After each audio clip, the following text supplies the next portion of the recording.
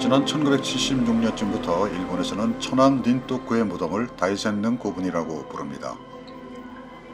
무덤 앞에 있는 다이센이란 말은 무덤이 있는 사카이시의 동네 이름입니다.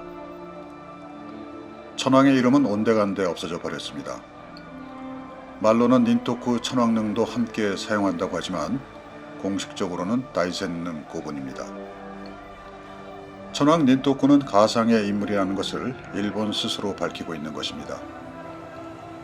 죽은 자의 이름이나 관직을 마다하고 무덤이 있는 지명을 무덤 이름으로 하는 경우는 도무지 이해가 되지 않습니다. 고분 시대를 대표하는 초대형 무덤의 주인이 누구인지 모른다고 일본 스스로 인정하는 꼴입니다. 더 이상 객관적인 증거를 내세울 수 없는 일본의 어쩔 수 없는 선택인 것입니다. 그리고 세계적 유적을 세계유산에 올리는데도 꽤 오랫동안 미적거리다가 2017년에야 등재 신청을 했습니다. 히로시마 원자탄이 터진 곳도 세계유산으로 등재했고 강제징용이 대규모로 이루어진 것으로 알려진 지옥 같은 군함도도 세계유산으로 등재시킨 일본입니다. 그런데 1600년이나 된 세계적 유적을 이제야 등 때밀리듯이 등재에 나선 것은 의심할 만한 행동이 아닐 수 없습니다. 그렇게 늦게 등재 작업을 하게 된 것은 일본 국내법이 정비되지 않았다는 이유 같지 않은 이유를 내세우고 있습니다. 세계적 유적인 닌토쿠의 무덤 주인공은 일본 열도 토착민이 아닌 것이 확실해지고 있습니다. 고구려군의 신라 파병 당시 일본으로 도망쳐 일본 사회의 거대 세력으로 자리 잡은 권력자나 또 다른 경로를 통해 한반도에서 일본에 건너간 사람의 무덤일 가능성이 높은 것입니다.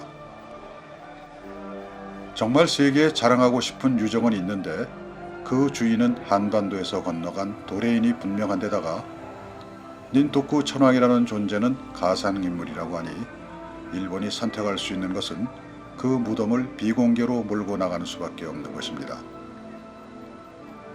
그만큼 일본 천황가의 내부에는 밝힐 수 없는, 특히 한반도에 대해서는 절대로 밝혀서는 안 될 비밀이 있습니다.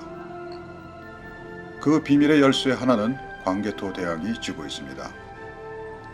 일본의 허세와 이중성을 드러나게 하고 쓸모없는 일에 몰두하게 만들어 놓은 광개토 대왕의 위대한 업적을 다시 한번 되새기게 합니다. 여기서 한 걸음 더 나아가 가상의 천황까지 세우게 한 광개토 대왕의 위력과 한반도의 위세가 허구 천황 닌토쿠의 정체를 밝히는 두 번째 단서였던 것입니다. 결국 닌토쿠는 한반도의 침공을 두려워했던 일본 열도의 두려움 때문에 만들어진 인물이었고 그 엄청난 무덤은 고구려의 위력에 어떻게 해서라도 맞서보려고 했던 그들의 안타까운 몸부림이었던 것입니다. 지난 2001년 12월 일본 천황 아키히토는 천황가의 모계가 백제계라고 밝혀 일본 사회에 충격을 던졌습니다. 우리까지 어리둥절하게 만들었던 아키히토의 폭탄 발언으로 특히 일본의 우익들은 절망감을 호소할 정도로 엄청난 충격을 받았습니다. 모계가 백제계, 즉 한반도계일 뿐만 아니라 북에 또한 한반도에서 건너간 사람들일지 모릅니다. 한마디로 일본 천황가는 한반도에서 건너간 도레인들이 세운 것이라는 것이 거의 드러난 비밀이 되고 있습니다. 그때부터 아키히토는 천황 자리를 위협받고 있습니다. 살아있을 때라도 그 자리를 아들에게 물려줘야 한다는 압력을 받고 있는 것입니다.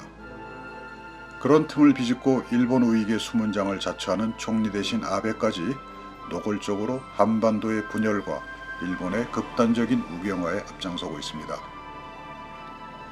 생각만 해도 가슴 뿌듯한 광개토 대왕의 왜군 격파는 우리가 역사상 처음으로 일본 세력을 응징한 사건이었습니다.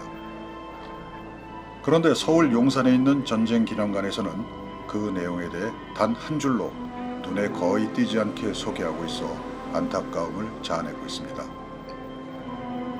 전쟁기념관 앞마당에는 중국 지린성 퉁고에 있는 광개토 대왕비의 실제 크기와 내용을 본따 제작된 모조 광개토 대왕비가 세워져 있습니다.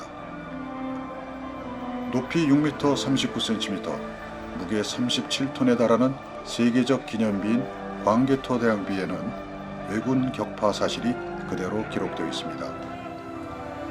일본도 이를 부정하려고 애썼지만 지금은 역사의 정설로 묻어져 있는 내용입니다. 그런데 광개토대왕의 업적을 기리기 위해 세워놓은 기념비를 마주하기 부끄럽게 정작 전쟁기념관 안에는 그 내용이 단 한 군데를 제외하고는 모두 빠져 있습니다. 화려한 수식보다 진지하게 접근하려는 자세가 역사도 살리고 우리의 마음도 살리는 밑거름이라는 생각을 지울 수 없습니다.